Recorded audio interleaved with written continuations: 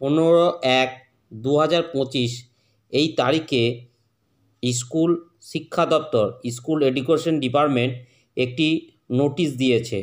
কি নোটিশ সেটা? সেটা হচ্ছে নতুন একটি পোর্টাল চালু হচ্ছে। সেই পোর্টালে যে স্কুলে যারা টিচার আছেন সেই টিচারদের কিন্তু নামগুলো নথিভুক্ত করতে বলা হয়েছে এবং এই নথিভুক্ত করার জন্য একটা ডেট দেওয়া হয়েছে। সেই ডেটটি হলো 20/1/2025। এই তারিখের মধ্যে সমস্ত টিচারদের কিন্তু ডিটেলসটা এখানে আপলোড করতে হবে। এবার এই যে টিচাররা চাকরি করছেন, তারা যে পোস্টে চাকরি করছেন বা কেউ হয়তো ট্রান্সফার নিয়ে এসছেন, এইটা কিন্তু তাদের কোনো যদি মেডিকেল ব্যাকগ্রাউন্ড থাকে তাহলে মেডিকেল তার সাপোর্টিং ডকুমেন্ট কিন্তু দিতে বলা হয়েছে এবং সেটা 27/1/2025 তারিখের মধ্যে আপলোড করতে বলা হয়েছে।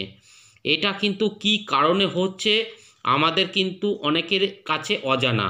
কেউ কেউ বলছেন সারপ্লাস ট্রান্সফার হবে, কেউ কেউ বলছে টিচারদের হিসাব রাখা হচ্ছে। এখন পরবর্তীকালে যে নোটিশটা আসবে সেই নোটিশ থেকে আমরা জানতে পারবো। ভিডিওটি দেখার জন্য সকলকে ধন্যবাদ। ভালো লাগলে সবাই সাবস্ক্রাইব করুন।